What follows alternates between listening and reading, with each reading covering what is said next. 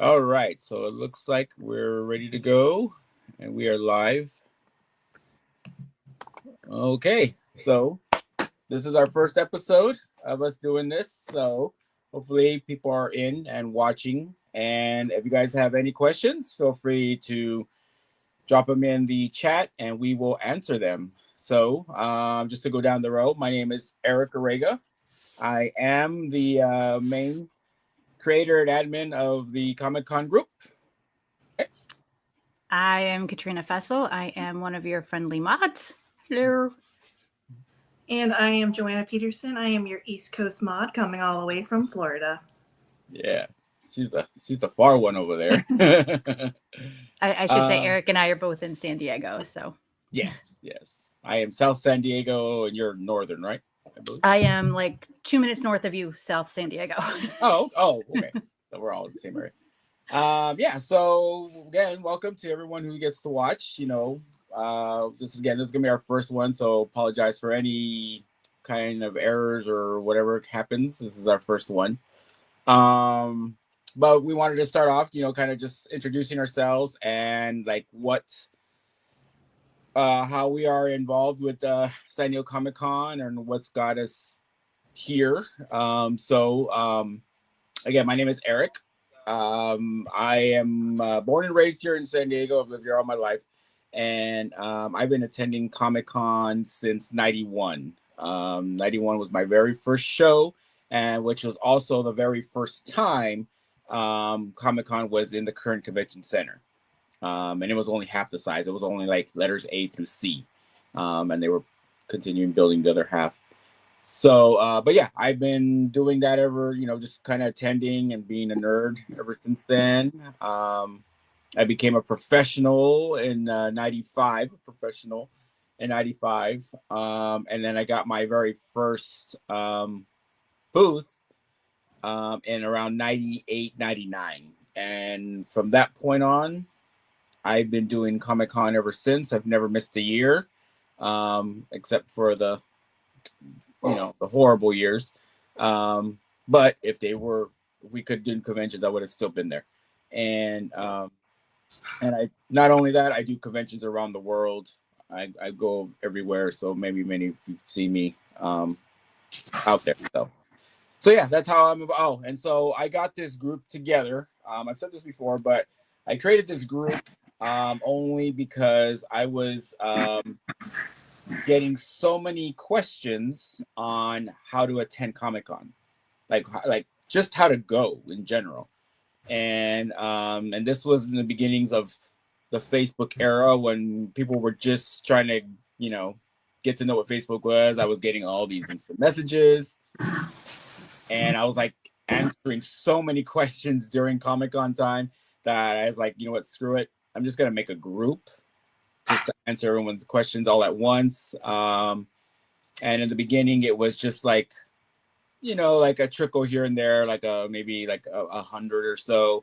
But as the years went on, it started turning into thousands of people into the group. And now we're here strong at over 40,000 members in the Comic-Con group. So, yeah. And then as I was doing things alone, I was doing everything alone. And I was getting the chat rooms and everything going on. Joanna over there kind of volunteered and asked, hey, do you need help? Do you need some help? Because you got a lot going on. And I was like, sure, you can handle the chat rooms, moderate those and handle that area while I take care of the main group area.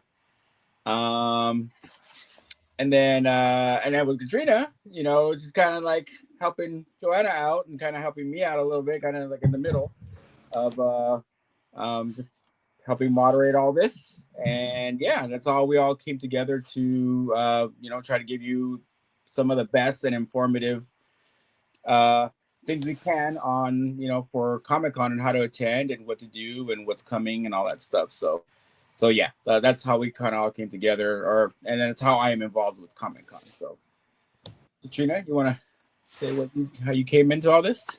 Yeah, so I came into Comic-Con I worked with the Marines many moons ago, and a lot of our Marines were constant Comic-Coners, and like I'd heard about it from all the Kevin Smith movies and all the other pop culture things. And I think about 2014, I went down for my first time, checked it out. My kiddo was mini, and we just kind of cosplayed together, and we're hooked. And have some friends who were volunteers and just kept coming back year after year after year.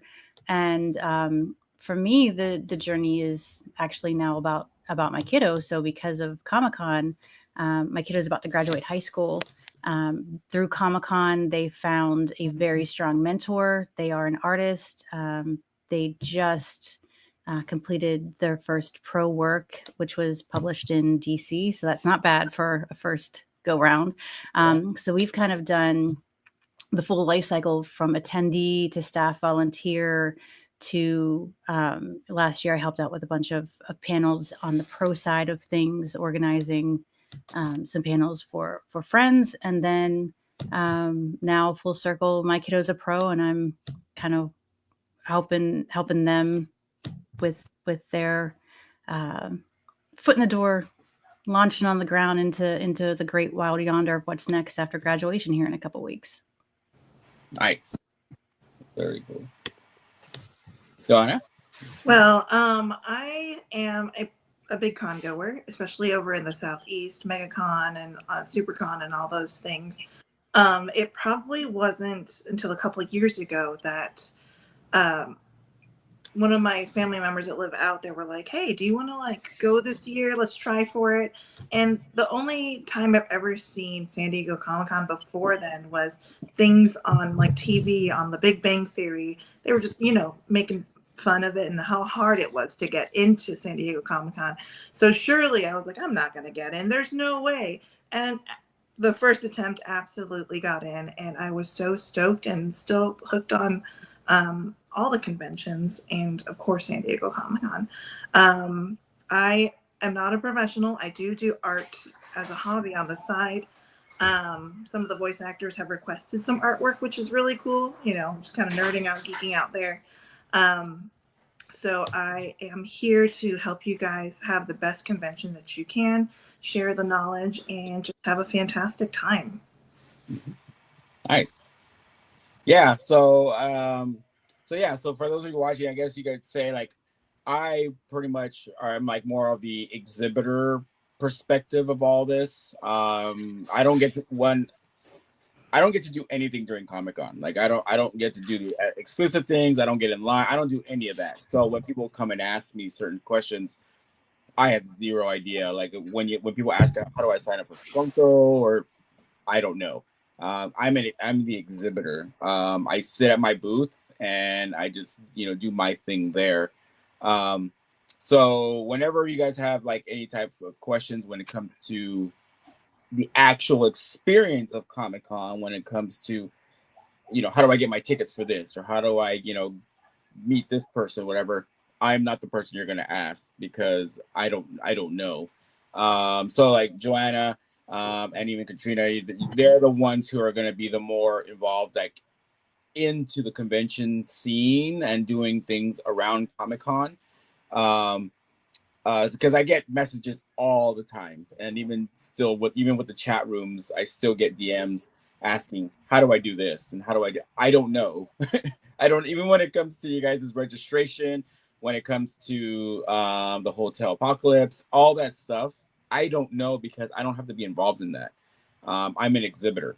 I deal with the exhibitor part of it. When we get our own links, we get our own different things aside from you guys. So I only know how to handle that type of stuff. So that's why it's always good to check the chat rooms, because they handle the chat rooms and know more of that personal side, what you guys go through. Because I don't know. I just kind of sit back laughing like, I don't know. I'm there, so I don't know. I don't know the struggles you guys have to go through. So so just remember that, guys, that when you guys contact me for anything personal like that, I don't know. I always try to get, ask them or get them to say, put somewhere this is how you do it, but they'll end up answering your question anyway. So, so that's how it works when it comes to my knowledge of how to deal with the Comic-Con atmosphere. I'm behind a booth the entire time, and that literally is it. No excuses for me. So, what we wanted to do and try to get out to you guys is talk about what's the important dates coming up. What are important dates for attendees that need to come up right now, so you guys all know, because I think there's some this week, right? I think. Yes. So May 8th, there is a deadline for checking your shipping address, which is huge because you want to make sure that San Diego Comic-Con does mail the badges out to you, that you've selected a primary address. So you have until May 8th to check your accounts to make sure that address is correct. If for some reason the Postal Service loses your badge or what have you, or you moved and forgot to change the address, there is typically a place where the badge holders can go get replacement badges at the convention. They'll check IDs and everything. So if for some reason the badge doesn't show up to your house, don't freak out. There's a way to get it. You won't miss out on San Diego Comic-Con. And same thing with international folks. If there's international folks, they will not mail those internationally, but you can set up, if you have a contact here in the States, you can have it set to deliver there.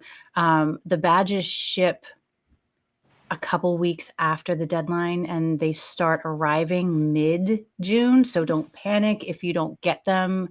It's May 8th and the deadline. Yeah, it's going to take a little while for them to process it. They use a third-party processor. They're not necessarily coming from San Diego. They're coming from a few different processing facilities. And again, we have to preface this by saying everything that we're talking about now is based on our historical knowledge. At any point in time, Comic-Con can throw us a curveball and change how they do things because they've done that in the past. Yep. But I do see a lot of people start to have anxiety around my badge isn't here, my badge isn't here. A couple things going to happen. Trust me, social media will start to explode. But when you get that badge, do not take a picture of it. Do not put it on social media. Just don't. The reason is that a lot of people commit fraud that way. When you purchased your badge, especially as an attendee or as a professional, you signed all that little fine print that you didn't read. Very big in that little fine print, it said the badges are non-transferable and the badges are non-refundable after a certain date, which is also May 8th. So after May 8th, if you need a refund on the badge, it's not refundable, it's not transferable. People are like, oh, well, we just pass our badges off to folks. The problem is that the badges, you may not think people are looking at your names. You may not think that people get stop checked, but they get stop checked a lot. If your badge doesn't work at the little stalls, there's little stalls that you have to tap your badge in and out on. If it doesn't work, you have to go up to a place to get it fixed in front of a person, give them your ID and the badge. And if the names don't match, you get put on the ban list. The person whose name is on the badge is on the ban list. I've volunteered in this department, and I've seen the stacks and stacks and stacks of badges. It's not like the boogeyman, which it's some hypothetical. It really actually does happen, and it's really not worth it. Yeah. The other thing is that I've also, from where I've volunteered, I have seen so many people be taken advantage of scams around badges. So unless it is coming from Comic-Con International itself, from the museum, it is not guaranteed to be a legitimate badge. Especially if it's for sale on StubHub or SeatGeek or things like that. Especially if it's a VIP package. We've seen those scams a lot of people who say, we'll get you front row to this, or that doesn't exist in Comic-Con world. Yeah. It doesn't. So if you see a lot of those things, keep your scam flag kind of raised, because I'm talking people, I have seen people in tears at the badge booth because they were taken for thousands and thousands of dollars. Yeah. By these scammers. So if it's on a third party, Comic-Con has it very, very big on their website. If it's on a third party that you're buying it from, they cannot guarantee it. They cannot guarantee it's real. It's just, a lot of times it's just not worth the risk, because there's so many things to do. If you want to come and be experiencing it, you can just come and hang out outside. There's so much that goes on in the periphery. Yeah, I've seen people when I it comes up all on my social media, StubHub or Ticketmaster, things like that, saying, "Hey, you want to go to Comic Con? You want tickets?" Um, I always click on those links, grab what I can, and I send them to Comic Con asking, "Hey, I'm just inquiring if this is for real," and I get back right away. No, send me the link. We need to get these taken down. So anything like that, you cannot get your badges from. It has to be Comic Con because you need to. You're for one, you have to connect it to a member ID, which those third parties don't do. They don't know how to do that to get into your profile and do the whole thing. So yeah, so don't. I mean, I still like. I think last week I still got a DM asking, "Hey, there's this website that's offering passes. Is this for real?" No, no, it's never ever real. Never real. So don't take your chances on those types of things. Now I don't want to lie in fact in saying that there still aren't chances you can get passes because there are. But those are a lot more technical. You have to really know people to do this, professionals, exhibitors, things like that. But those things you yourself have to verify on your own and find out if those are legit or not. Because you can still get passes in that form. But again, if you're talking to, let's say, an exhibitor that you don't know, that's all on your risk. But I would say, don't take those chances if you've never really seen any of their work or any, a professional just kind of saying things, be on the guard. But again, never ever ever give your information on any third party website or anything. Ticketmaster, StubHub, all those things, no, they do not work. So yeah. What was the next one? Ace Parking. I Oh. think that has opened up for you guys to submit, fill out forms, submit your emails, and enter into the lottery for the parking lottery that'll be happening next. I believe that's open until May 27th. And then on June 2nd, Ace Parking should be announcing if you got into what group, if you got the lottery or not. I believe I also read somewhere that there is going to be some sort of general parking sale as well, but I haven't seen a date yet. So once all that information comes out, you guys will see it on our group, and we'll go from there. Okay, and that you said that's so what people are registering for now is a lottery to do that? Yes. Yeah. Okay. Mm-hmm. Okay. And then you get sorted into groups. It's a little bit different than the hotel sale or anything else. Like you will know from Ace, again, based on how they do it in the past, you'll be group 1, group 2, or group, may God have mercy on your soul. And group 1 has traditionally 1 week to purchase parking.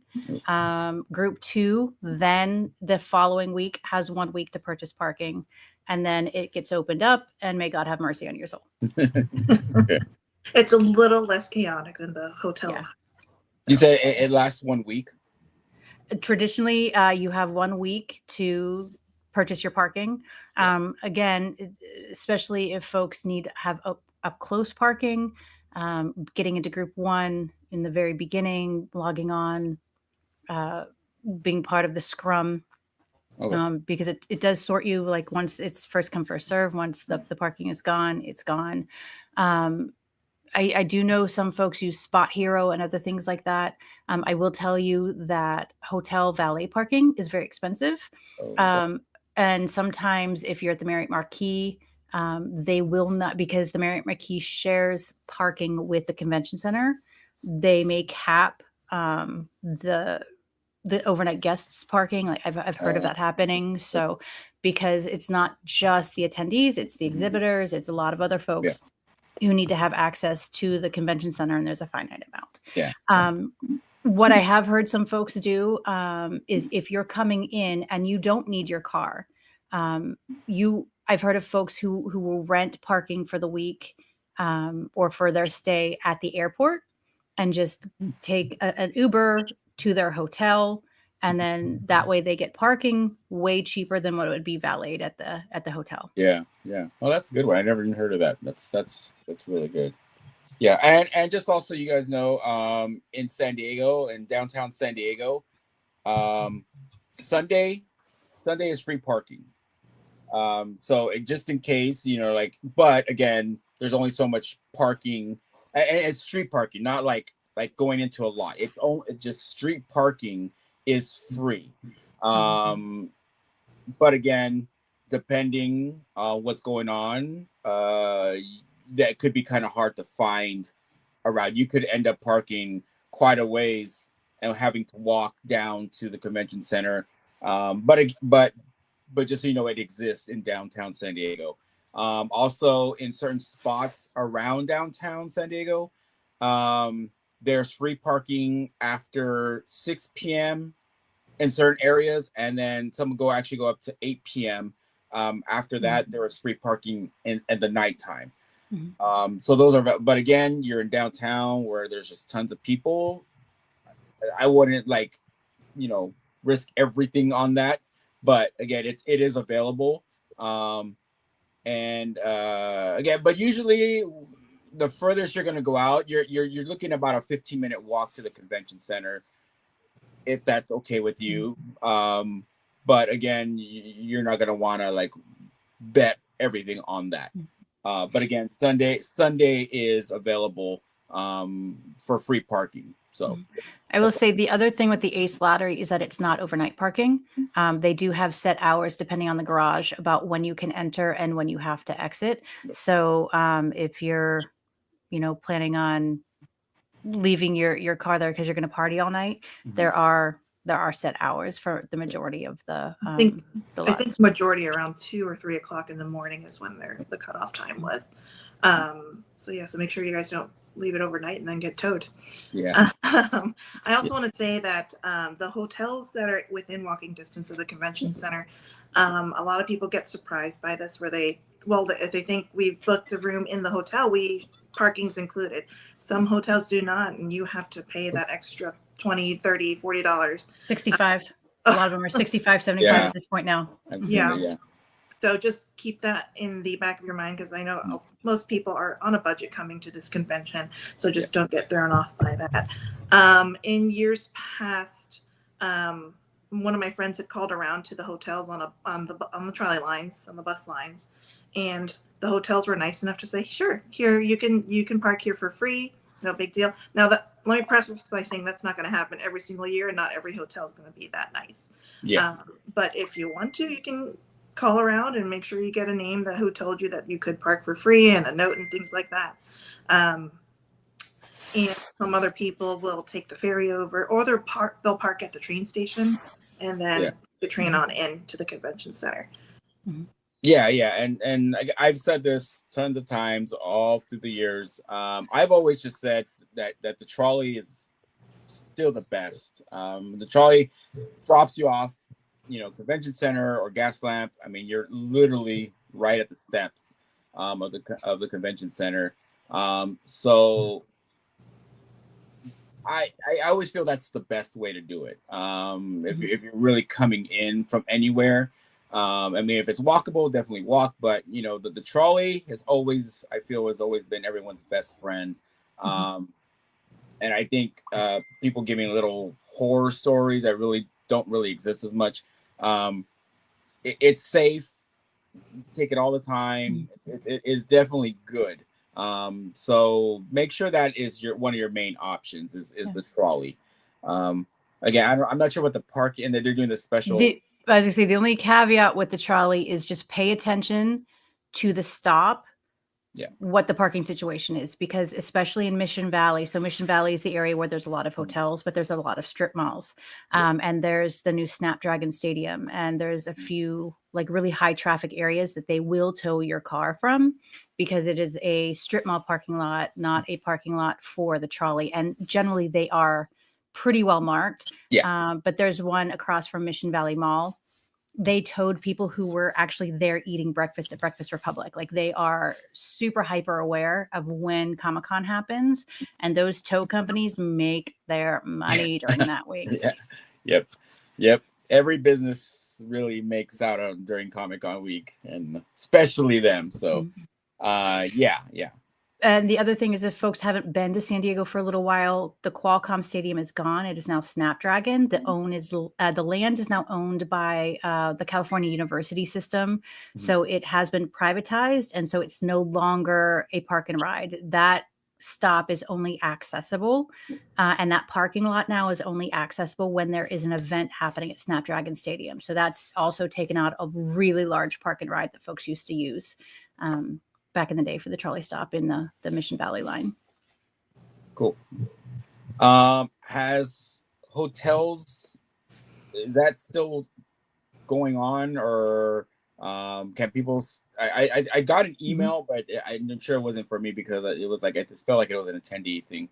But it says that open hotels are happening or something like that. Is that still going on? Yeah, we're in the May God Have Mercy on Your Soul portion of the Hotelapalooza. But you will see some hotels in Mission Valley are there.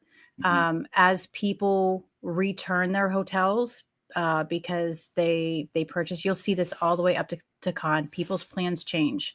They try to they will lose part of their deposit, but they will return hotels back to the stock. So you just keep checking the on-peak site, and hotels pop as they are put back into stock. We had some friends who did it. They put the hotel back into stock. It took about 12 hours for it to pop into the system is what our time was. Wow. Okay. And so that's just like just a dump of whatever's kind of randomly left is all I'm assuming. Okay. Yeah, it's going to be definitely for the downtown hotels. It's going to be extremely rare to find something. Not impossible, but rare to find something for Wednesday to Monday. The whole time you may have to hotel hop. You may have to sacrifice like a 2-bed for a 1-bed. That's kind of what's left right now. Yeah. I've seen how specific certain people are being right now, that they need the actual saying that I need this. It's kind of funny right now to me, because I kind of feel it should be like, I'll get whatever I can get in front of me.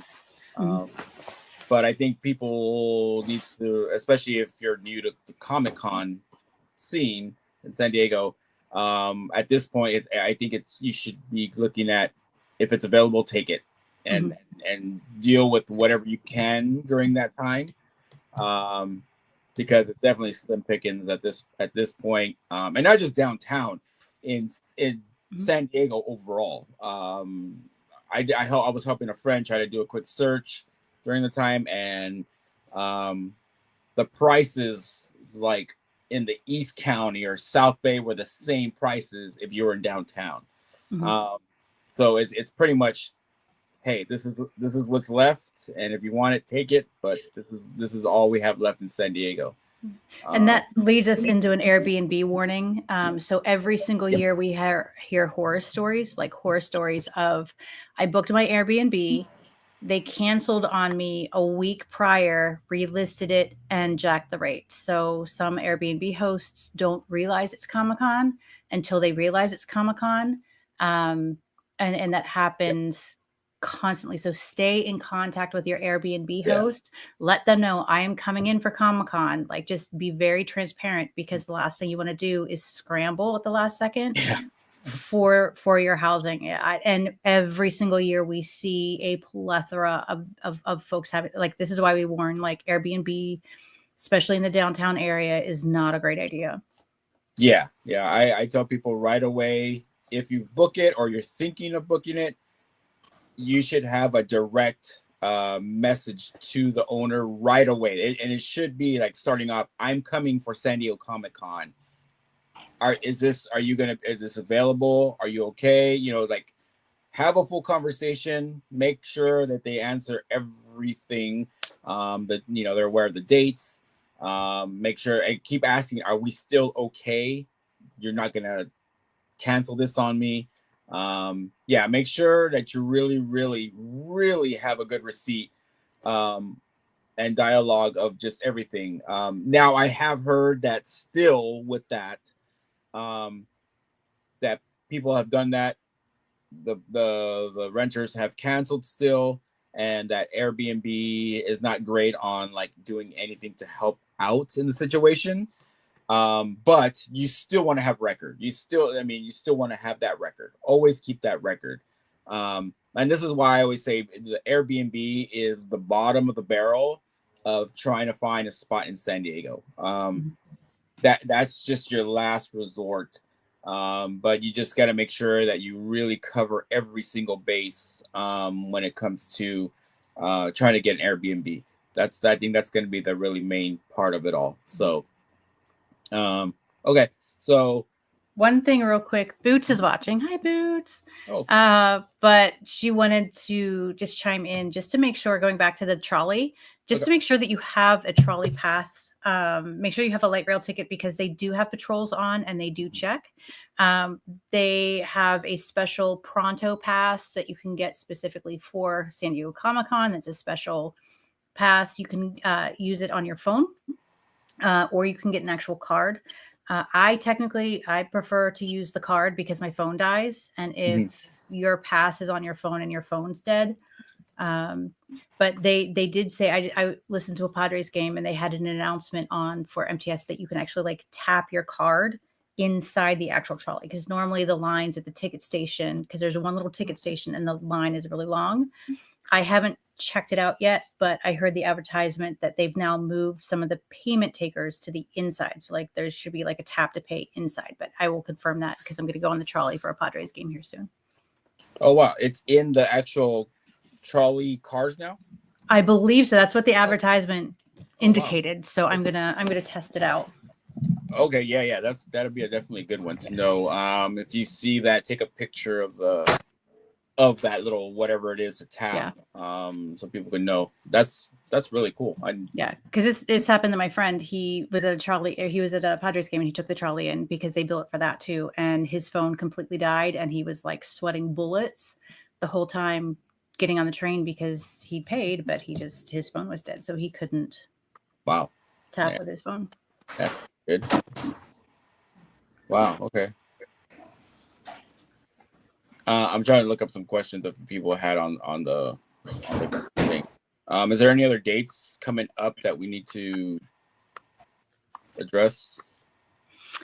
Just because it's come up in some of the chats that we have set up in Messenger, exclusives, you will not hear anything about exclusives. The exclusives portal does not open until about a week to 2 weeks prior to the convention happening. So exclusives are a whole other animal, and we can get into those a little bit down the road. There's a whole process, but just know it's not anytime soon.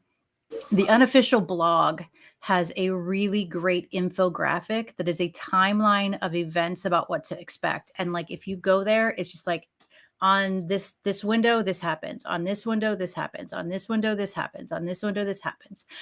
Also, this is not like other conventions.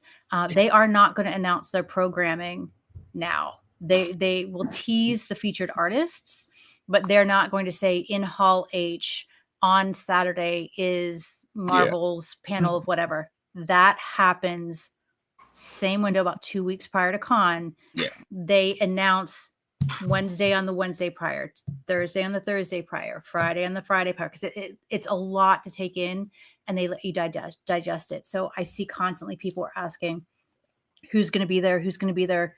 Yeah. Other than featured artists and featured guests, we don't know. That stuff is coming out now, but it's not like other cons where they promote everything well in advance. They rely more on, I guess, the aspect of surprise.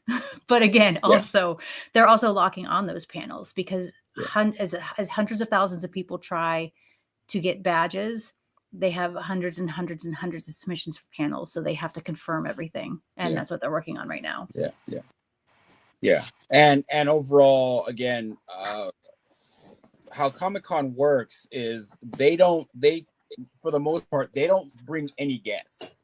They're not in charge of bringing the guests. They allow the studios who are purchasing space, exhibitor space or whatever, they allow them to bring the guests. That's their job. So Comic-Con doesn't know what guests those companies are bringing. Unlike companies like ReedPop actually pay the guests to be there, and that's why they can give you a lineup.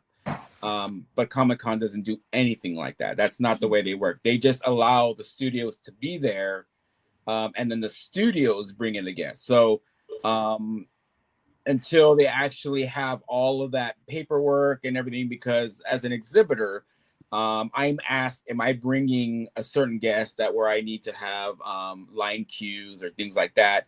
I'm sure it's in their paperwork saying, you know, yes, we need line cues. They're probably not specifically saying who's for, because they don't want to give anything away or get anything leaked. So, but they will say, look, yes, I need this for a guest that's coming. Unlike again, like other places say, hey, we have, you know, so and so coming. He's our big guest. That's why it's hard for us to relay that information of who's going to be there. But it's also what makes San Diego Comic-Con what San Diego Comic-Con is like if we all knew in advance Robert Downey Jr. was going to pop on the stage last year and take off the Doctor Doom mask, like that's what makes everybody want to get in line for Hall H, because they want that surprise. They want that exclusive announcement. Yeah. Is it going to be, you know, all over the internet in about 5 minutes? Yes. But that's why you sleep in line for a day to get into somewhere like Hall H. And it's just those fun little surprises that pop up all over the convention is another thing that really makes it so different. So like if you know, okay, on Saturdays is Marvel and these are everybody that's going to appear, that just kind of like takes away some of the magic. Yeah, exactly. Yeah. 100%. So and again, guys, we don't have like hidden information. No one has like even like the Comic-Con blog. There's no hidden information. When we find the information out is when you find the information out. We just kind of get it quicker because we're like, that's what we're focusing on. But we don't know anything that's happening at all. So once it's posted in the group and in the chat rooms and anything that just means we just found out about that information too. So we don't get anything hidden. There's nothing, no one's telling us, hey, you know, keep this a secret. No, nothing like that happens. So if we haven't posted anything about, you know, like any types of collectibles or signature or anything, then it just means that it hasn't come out. We're not gatekeeping anything. We're just waiting for the information like you are, so we can pass it on, and you know, so you could start scheduling whatever you guys need to do. So just be aware of that we don't have any information behind the scenes usually, or we're gonna know like what's gonna happen. For the most part, even Comic-Con doesn't even know what's gonna happen, because I don't know, but they probably even know Robert Downey Jr. was there.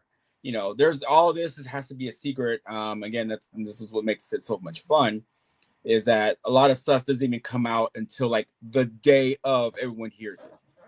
So so again, this is the whole fun part, is just trying to see what special thing is going to happen during Comic-Con. Again, it's always different. And when I tell people, I always say I don't promise anything. I don't, you know, because Comic-Con literally for years and years changes the rules every year. You just don't know what they're gonna ask you to do the next year. You don't know what they're gonna, you know, when it comes to professionals, you don't know what they're gonna ask you to provide to be a professional. What you're gonna have to be as if you're an attendee. That's why we never know when the next registration is. It's always different. So just be aware of that. That's the way they play. This is just how they handle things. it's always different, and that's why it's hard to actually give you like concrete information. Especially when we're like the hotel thing, the parking, we didn't know. It's lots of things happen earlier, some things happen later. It's just kind of whenever they're ready to put out the information. So just be aware of that, guys. When it comes to any information you're looking for, if you can't find it, it just doesn't exist. And again, we're and that's why I have all the categories in the group. I once everything's coming out, I'm posting things right into those categories so you guys can start looking and keeping things organized and just being, okay, now this is finally out. Let's do that. But again, the schedule thing when it comes to the panels, that's not going to happen for a while. That's the last thing that we're all going to be given, and it's usually like I'd say like the beginning of July, maybe.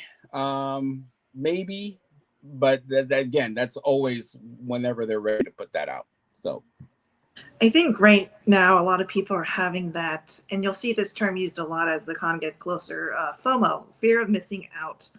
And there's just a lot of anticipation and excitement, and understandably so. This is like the biggest con that we have in the United States that everybody's trying to get into. I remember the first time I went to San Diego Comic-Con, it was a flood of information, overwhelmingly so. And the best way that I thought to navigate it, and it may not be the same for everyone, is to follow those information sources like the unofficial blog and things like that on Twitter, on Facebook.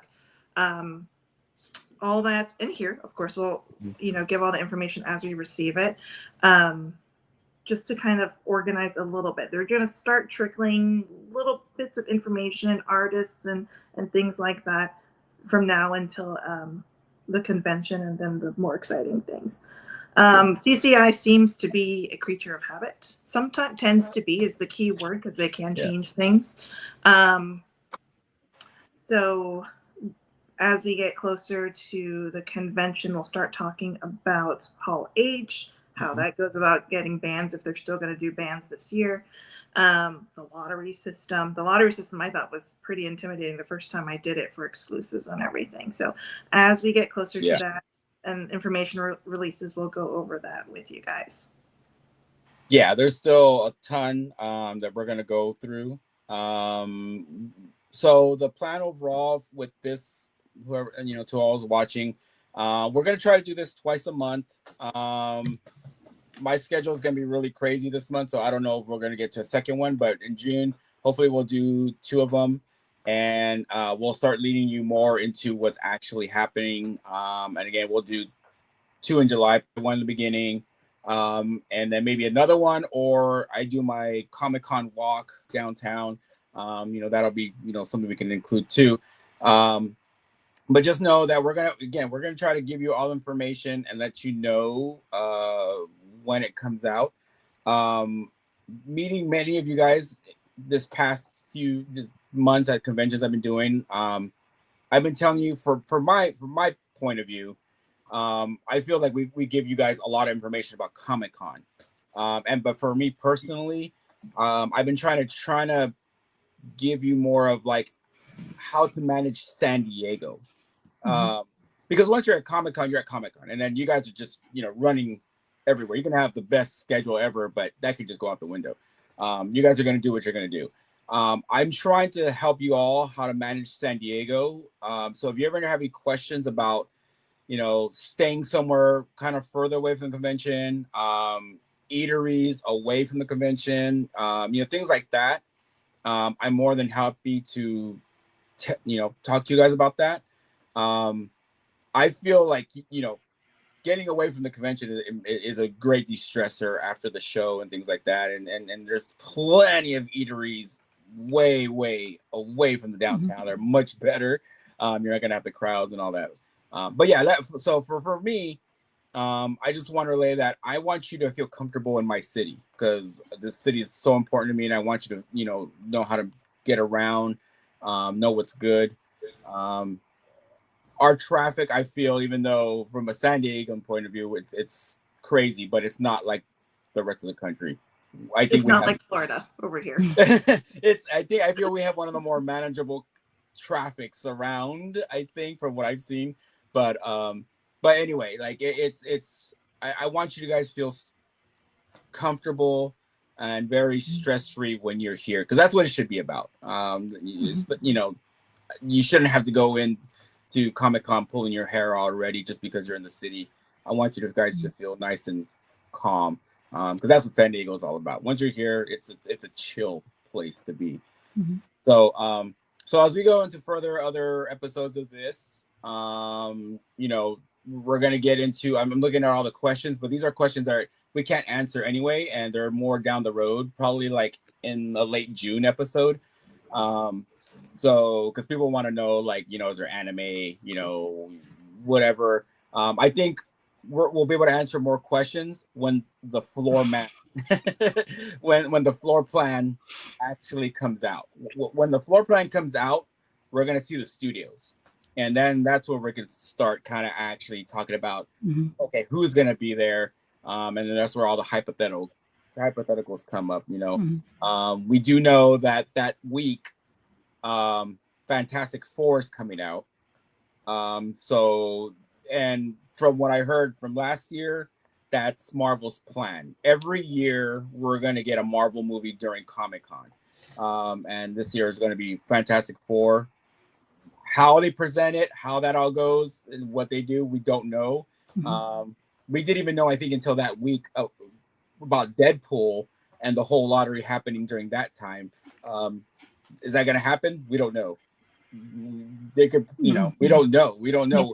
Did we know there was a light show? No, we didn't know there was a light show with all these drones, you know. But that also goes back to the point that we talked about. Just be very careful what you're putting on social media, because the Deadpool and Wolverine screen showing last year was kind of an S show. And part of it was because people were posting their confirmation emails, and other people were pulling those confirmation emails off of social media and passing them off as their own confirmation emails. So it was not a fun line ride last year for that. So hopefully, like, they've learned, because it was the first time doing it, they learned a few things. But again, that again, like, you're so excited to do Comic-Con, you're so excited to do these things, and your first thing is that you want to go and post everything on social media. Just be very careful what images of things that officially come from Comic-Con that you post, because there are people looking at it, pulling those things and making false badges. They're making false confirmations for lottery wins. They're making just false kind of things that you just don't know, and you could miss out because someone just ripped your stuff. So if you do post the picture of the badge, because people do, make sure you cover your name and all the other things that you might think could give away that that is your badge. Because if for some reason, if a scammer has made 100 copies of Eric's badge, the scammer is, if they find out who it is going to get banned, and then the name attached to that badge, you're going to get banned too. So make sure if you post something like that, that you cover your name and cover all important information with your thumb, with a piece of paper, anything. One thing that we didn't touch on badges that we do get asked a lot is child badges. So child badges, a child that is 12 years or younger as of the end of August 1 of last year. So anyone turned 13 August 1 until now would be a junior. Children are 12 and below. The child has to be with you when you go to pick up a child's badge. You pick up the child's badge on site. For the safety and protection of children, their names are not on the badges. But for the safety and protection of children, you as the adult have to fill out contact information for 2 people who will be on site. So that way, in case you get separated, you can get easily reunited. And then it's 2 children per adult badge. So if you have a whole Partridge family, you need to have enough adults with badges, paid badges or professional badges to accompany your children. So one parent can bring their kids of 5.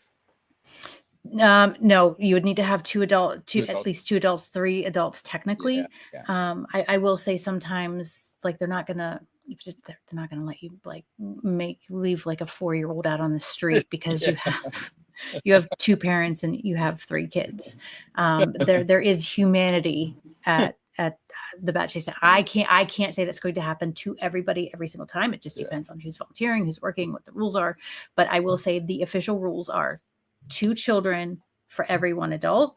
The children have got to be present with you to be able to get the children's badges. Like you can't, because like all of a sudden they'll, and trust me, I had somebody at WonderCon come up to me and say, I need a child badge. And this was a grown teenager in front of me. And they're like, yeah, they just told us to get a child. I'm like, I'm so very sorry.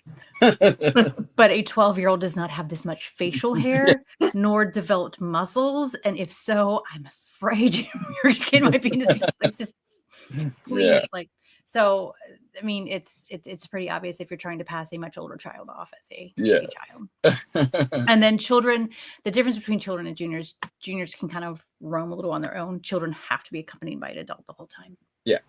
Joanna, since you're the one that's flying the farthest, is there anything with airlines or anything that you're noticing? Is there anything going on that? I know the Real ID thing is coming up, or is already. Yeah, it's coming up pretty soon. So if you're flying and your driver's license does not have that little star in that upper, or I think it's the upper right corner, but if it's not there, they will not yet let you use that as an ID to fly. Okay. So if for some reason you can't get that updated between now and when San Diego Comic-Con is, you make sure to have a passport. Yeah, I have a Real ID. Upper right corner. It's on our bear's butt. The bear's butt, okay. To bring your passport. Otherwise, you're not getting on that plane. Okay. The other thing I tend to find with any flight period is about like you probably should book a flight 2 to 3 months from when you're intending to leave. That's when the prices tend to drop as well. I caught my direct flight from Alaska Airlines. The price dropped about $120, and I snatched it right up then and there. So make sure you're checking those airline prices, because they do fill up pretty quick. So don't book late, because everybody is going to San Diego. Yeah. And I'm not sure if it I'm a Southwest person, so I get a lot of emails and all that. But I'm not sure if they're going to implement the one carry-on or the one check-in free this month. I think you have to book by the 26th or something like that. Yeah. In order to get the 2 free check-ins. So if you're going to fly Southwest, make sure you're checking that this month. If you want to, bring a lot after, we'll just say June 1st, you're only going to allow 1 check bag, I think. I know there's a whole program coming along with that, because later on you get no check bags only if you're a Southwest member. So you can get 1, and then I think you can pay for a second one. I think that's how it's going. I think every airline might be a little bit different. I think Alaska was you had to pay for your first check bag if you're not like a member or anything like that. So just check with every airline, because they might have something a little bit different. And as we get closer, there's going to be tips and tricks and things like that, because I've done lots of international travel and help you guys save some money and have the most space possible to bring back all the con goodies. I normally set up a kayak notification. So if you go to Kayak or one of the larger sites, they'll have a way that you can set up a notification of from this city to this city on these dates, and it will let you know when it's like a low fare finder. So you can get pinged that way as well, with as much as we travel to cons outside of San Diego now.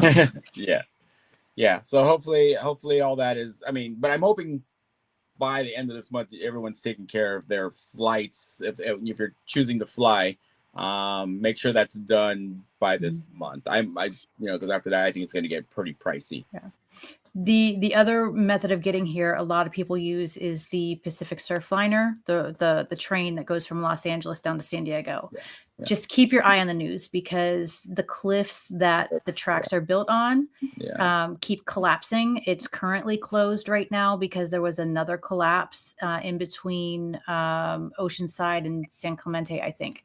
So just kind of keep your eye on that. You can still do it. You just have to transfer to a bus at some point.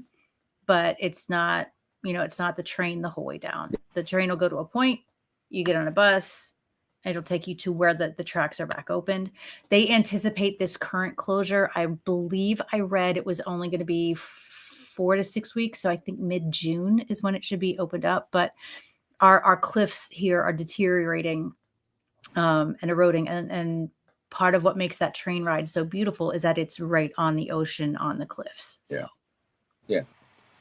Okay, cool. I think that was pretty much it. I mean, up to this point, that we can answer.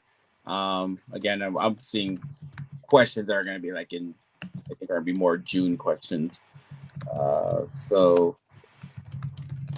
yeah, so guys, I'll make sure everything is handled. If anybody has any questions, please put it in the chat right now. We'll be happy to answer right now. But yeah, I mean, I'm hoping that many people have handled their traveling arrangements in their hotels by this time. If not, I think it's something that needs to be done yesterday. But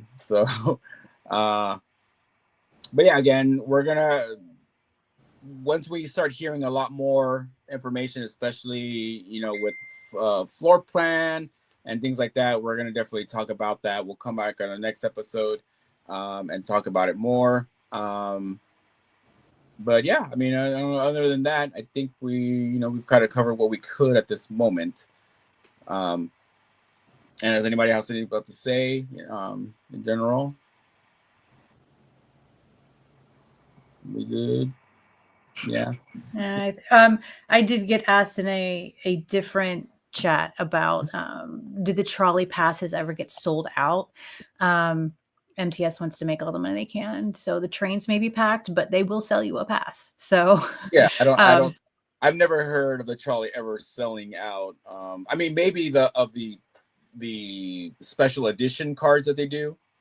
They have the special Comic-Con pass that will sell out for sure. But it's just a card, but they will never sell out of, a pass to get onto the trolley. Cause I mean, they're going to they have trolley. They bring out the extra trolleys during that time. And I think they brought it down to 10 minutes. Every 10 minutes, there's going to be a trolley that goes everywhere around San Diego. So that's so many additional trolleys that come out. Yeah. And the only caveat with that is whenever a big cargo train gets stopped. Oh gosh. So there is, the trolleys do share certain aspects of tracks with big cargo trains, and they will get stopped downtown at the convention center, and they will sometimes block your path to be able to cross the street. So you'll have to just go down a little bit further, and there's an overpass bridge that you walk over. That's over by the San Diego, by the Bayfront Hilton. You walk over that, and then you can get in. So which is a challenge if you have accessibility issues. So that is the only caveat, is the stupid trains. And that shipping they train. sit there, but they sit there. Yeah, they just sit there. You're looking. I mean, you're looking at an additional, like, it being there. It can go from like 45 minutes to 2 hours. And it's the dumbest thing. And the overpass bridge that Gina's talking about from the convention center, you're looking at an additional, I guess if you're walking normal, it's an additional like 10 minutes to go down, cross the bridge and go back up. You're looking at an additional 10-minute walk. If you need to use the elevators and things like that, you're probably going to add another like 20 to 25 minutes. A lot of people use the elevator to go up and then go around the whole thing. So just be aware of that. But yeah, I cargo do. trains. The other transportation questions we get are Uber. Harbor Drive is closed, so Ubers can only get so close. Yeah. And the same thing with the shuttle buses that go around the hotels. Mm. They can only get so close. Yeah. So there. I mean, no matter what, there is a walk to get to the convention center. Yeah. Unless you are parked underneath the convention center and you take an elevator up. Yeah. And Uber, if you do get one, they're so gonna hike up their expensive. prices. There's gonna be traffic, and they will charge you an arm and a leg Yeah. for their service. Yeah. Taking the bus is actually not a bad option. They have a lot of the buses circulating for SDCC, Mhm. and I know there's a lot of people that are new this year or maybe watching the stream. The buses are free as long as they can see your badge, so you can just hop on and they circulate. I want to say like. I don't even have to wait 5 minutes. You're talking about the shuttles. They're shuttles. Hotels. They're shuttles. Okay. Yeah, not the city buses, but the shuttles for San Diego Comic-Con. Mm-hmm.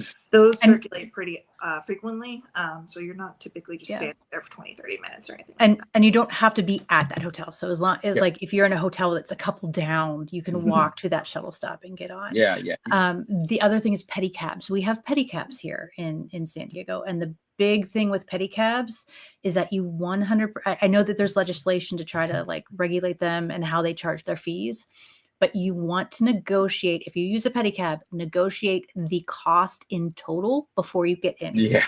So people will negotiate and they'll be told $20, and when they go to get out, they're like, no, I meant $20 per person. Yeah. So you want to set clear boundaries, and don't be afraid to walk away, because I do that all the time. Like I was up at the Embarcadero. I was tired. I didn't want to walk. And because I'm here, I know what kind of things they do. And he just said an exorbitant price for where I needed to go. And I said, my friend, I live here.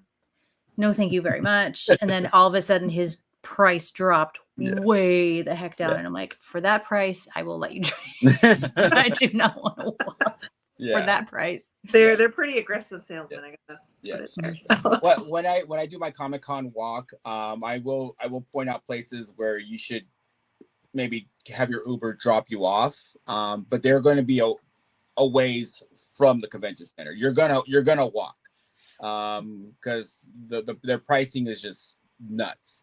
So you're better off just taking the walk overall. But what I always say is, that during that walk is, look around, because that's where you're going to find where to go to eat later on, where, you find there's so many side businesses everywhere that you can just, you're going to find like, oh, this is my spot now. Like, I can grab a water or a juice or whatever right away. It's much better than the convention center food. Yeah. And you're enjoying your walk with your, maybe morning breakfast or whatever to the convention center. And then, who knows if you find like, oh, hey, look, they posted up something outside the convention. Here's an event that I can maybe come to later on or something, because there's going to be tons of that outside of the convention center. That's what we're known for. So yeah, I will post during my walk the spots you want to get dropped off as for an Uber or whatever ride sharing you use. But again, it'll be a walk. There still be walking involved. I will, for one, and this is kind of one of the things I've kind of mentioned to Comic-Con, because I get the parking pass for the convention center, is that Ubers will go into the line that's supposed to be for convention parking, and it ruins everything. It really, really does. I don't know why Ubers haven't learned that yet, because they just don't know where they're going, and they're like, oh wait, I didn't know you needed a pass to get through here. So again, and this is why I want to tell people where you should be dropped off and where specifically your Ubers need to go, not in this line, because it ruins it so badly, and it causes this chaos. Yeah. I was in front of the Marriott for probably 30 minutes. I'm looking at my, I just need to go down one light in 30 minutes because Ubers were crossing, and it was the dumbest thing. So they're not used to the Harbor Drive being closed. The Harbor Drive is the main thoroughfare that goes in front of the convention center. It's closed down for public safety because so many people are pouring in and out of the gas lamp, and they have to do badge checks. So you can't get up to the convention center without a badge, or without your confirmation email saying that you're going to get a badge. So it's just, it's chaotic for Uber drivers who are not always downtown, who don't understand con, who are used to these things being open, and whose like Uber app that they're following isn't telling them that the convention center road is closed. So routing them crazy ways. So yeah. And then as I'll explain all that later on again during my walk, because there's plenty of places to go, much easier. Your Uber would just be like drop you off and then leave, and they'll be happy, and you will be happy. Again, a walk will be involved. So okay, well, I think we've covered what we could right now. I think we've got a lot of cool topics and everything. So again, we're going to try to do this again. If you have any questions, feel free to leave them in one of the categories in the group, and we'll come back to it if we can answer it later. But again, we can only give you what the Comic-Con gives us. So we're there's no magic questions we're gonna have. We don't have nothing up our sleeves. We don't know anything about but we will try our best to answer everything we can at the moment. But guests, anything that's happening in Hall H, all these things are way down the road. I would say that's Comic-Con week information. Nothing we're gonna answer anything time soon. So okay, well, thanks guys. Thanks for everyone who joined us. Thanks to the crew here for helping me through all this stuff. I just realized that last year, and I wish I remembered this. Last year was the 10th anniversary of me creating the group. I didn't even realize it till like later on. So maybe we could do something this year to celebrate that. 10+1. Yeah, 10+1. So it's been 10 years since I've had this group going. So I've been told a lot that it's been a great resource, and it's helped a lot of people out. So I'm glad for that. So, but okay, well, thanks again. I don't know if you guys want to say anything final. Catch Eric and my kiddo at Comic-Con Revolution in 2 weeks. Yep. yeah. Comic-Con Revolution in 2 weeks. And then a week after that, I will be in London. If anyone's in London, I've already seen people respond saying, yes, they're in London and they're going to come see me. So I'm excited for that. This is my first time there. Joanna, anything? I guess I think we talked about highs and lows a little bit, something a little off topic from SDCC. So my low for I know it's only Tuesday, but for the last 7 days, probably getting over a sinus infection. That was not fun. But Thursday, I am so excited to go to Epic Universe. They're doing their preview still. So we'll see. See if I can get into that. What about you guys? Nothing. I'm going to Disneyland this weekend. If everyone's going to go to Disneyland, so everyone's going to a theme park. Yeah, I will be at Disneyland. I'm not going to a theme park. I will be at Disneyland on Saturday if anyone's going to be there. So you're going to be hanging around just because we haven't gone for a bit. So, all right, guys. Well, take care. Have a great rest of your evening. And we will post when the next episode is coming up, and hopefully we'll have more information for you guys. So yeah, take care. Have a good evening. Good night, guys. And thanks for watching.